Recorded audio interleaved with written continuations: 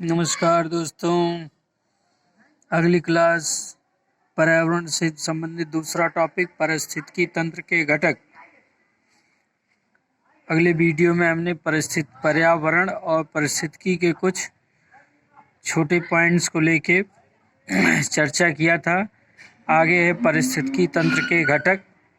तो पीछे भी बताया गया था अगली वीडियो में कि पारिस्थितिकी तंत्र के दो घटक हैं, जैविक और अजैविक, जिसमें जैविक के बारे में बात की गई थी। जैविक घटक मतलब सजीव, जंतु एवं पादप को जैविक घटक बोला गया था। अजैविक घटक के अंतर्गत निर्जीव जो थे, जिसमें स्थल, जल, वायु, ये क्या थे आपके अजैविक घटक के अंतर्गत रखे गए थे।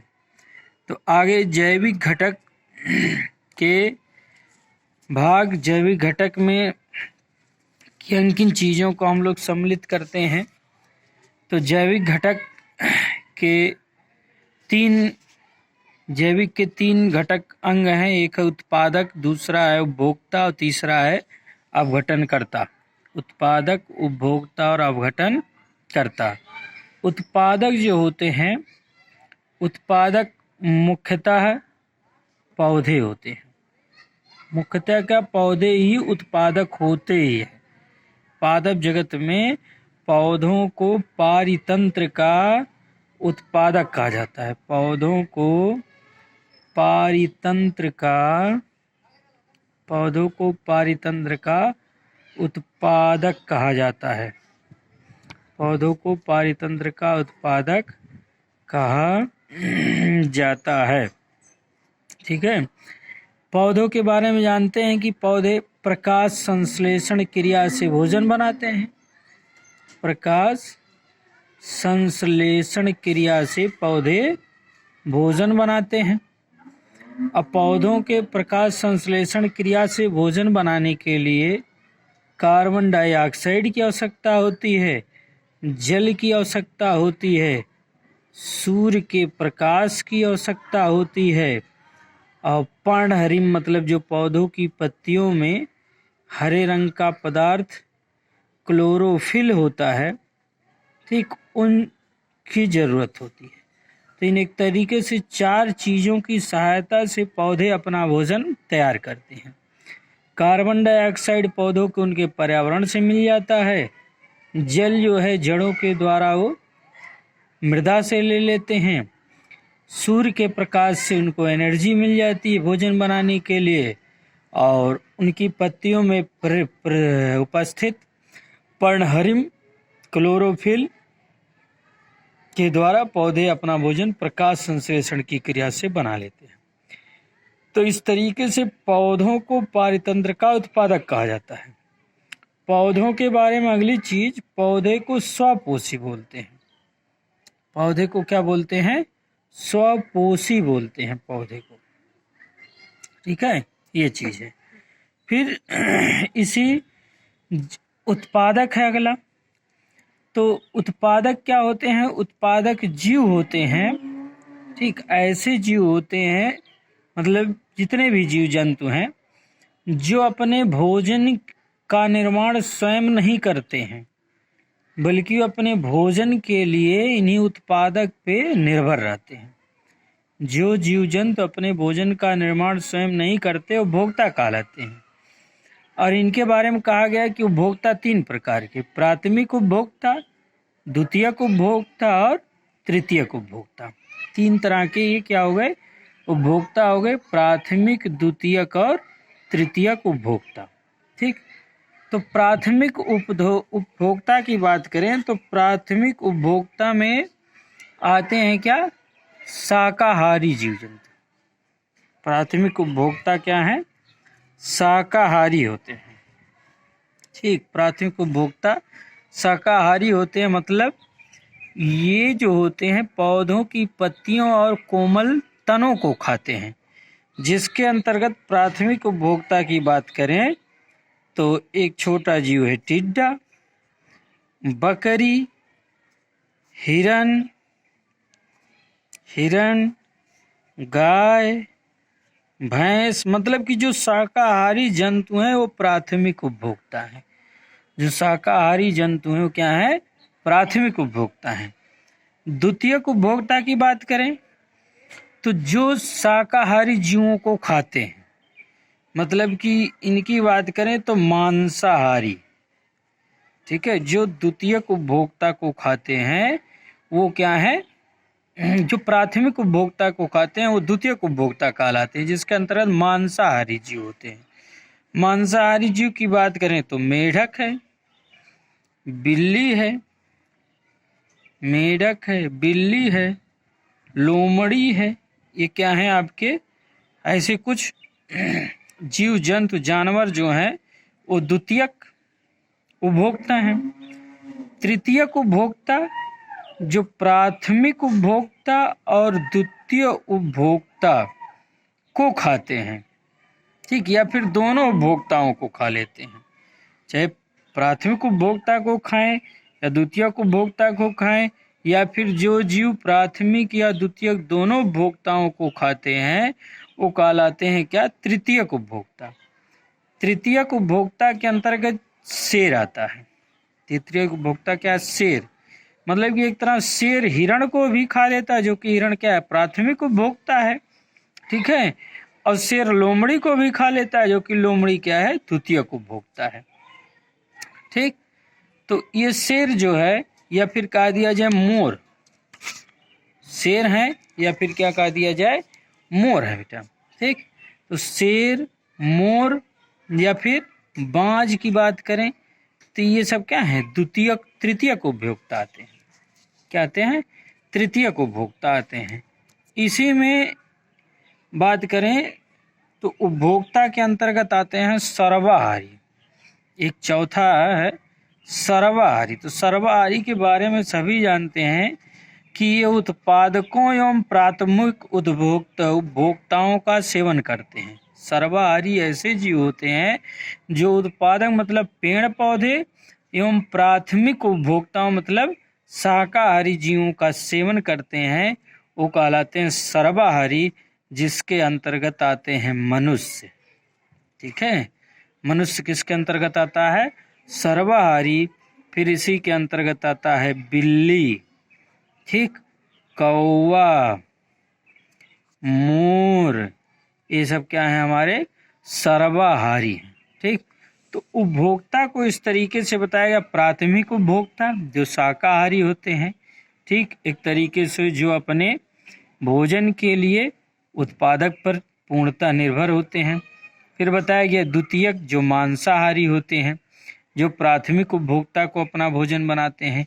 तृतीयक उपभोक्ता के बारे में बताया गया। तृतीय उपभोक्ता जो प्राथमिक उपभोक्ता या द्वितीयक उपभोक्ता दोनों को अपना भोजन बनाते हैं, जिसमें शेर है, जैसे बोला गया शेर हिरण को भी खा लेती है, शेर लोमड़ी को भी खा लेती है। फिर मोर है, ठीक, बाज है। फिर आगे बात की गई सर्वाहारी।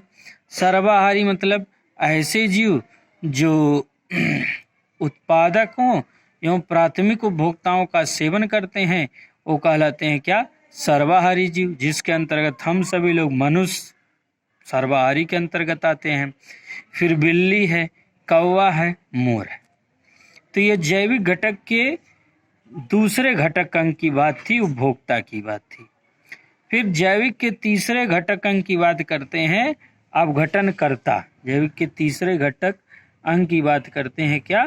अपघटनकर्ता की बात करते हैं।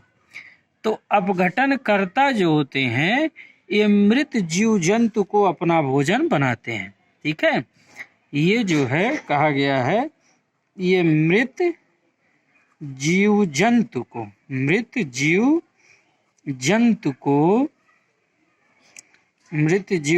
को अपना भोजन बनाते हैं। अपघटनकर्ता मरे हुए, सड़े हुए जानवरों के जो अवशेष हैं उन्हीं को अपना भोजन बनाते हैं, ठीक है।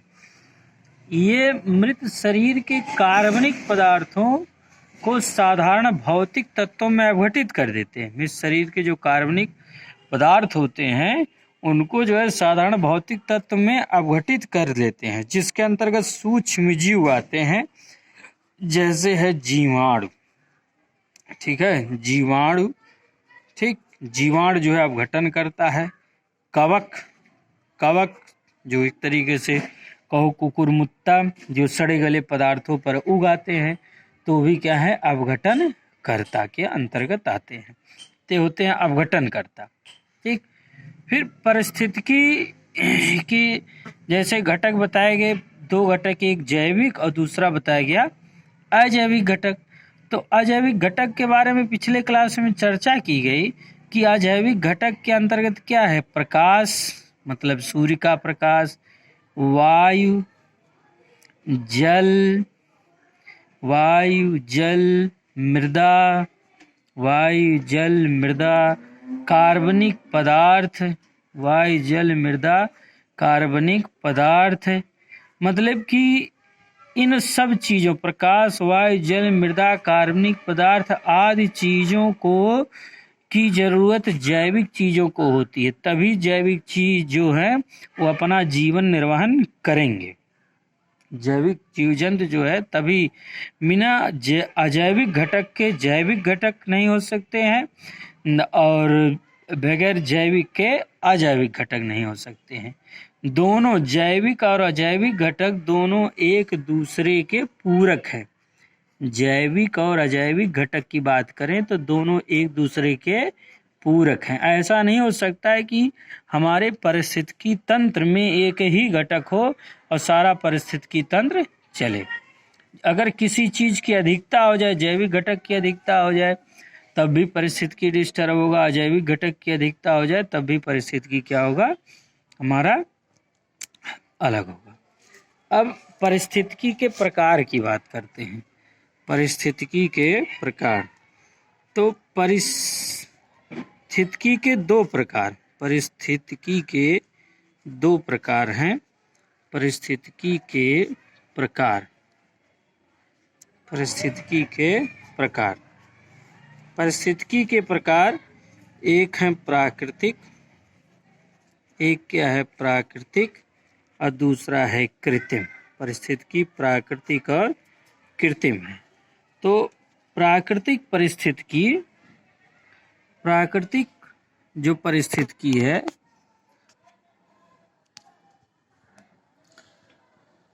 प्राकृतिक पारिस्थितिकी के अंतर्गत वन है, झील है,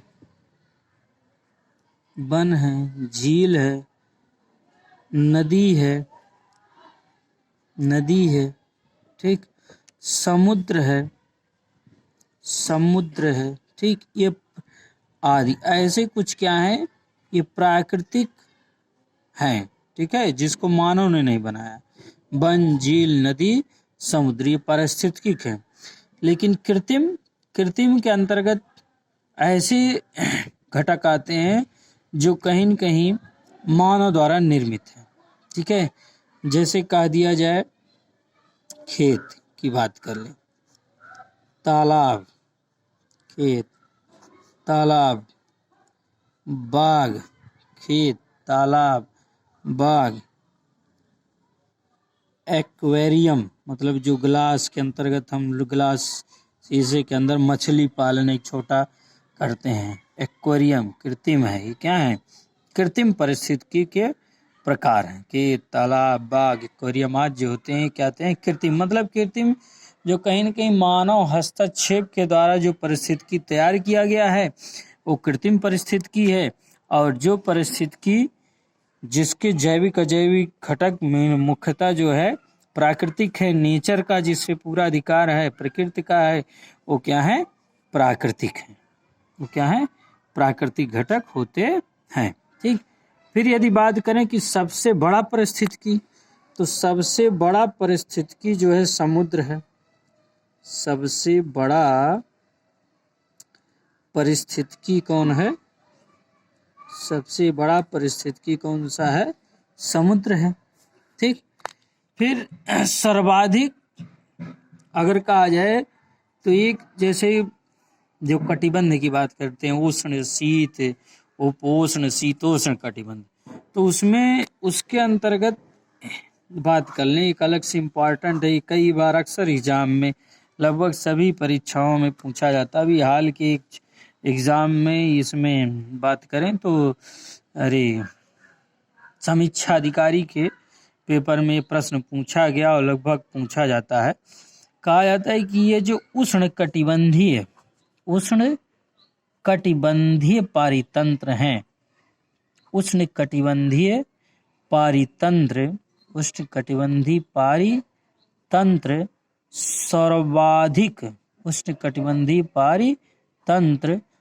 सर्वाधिक उत्पादक पारितंत्र हैं।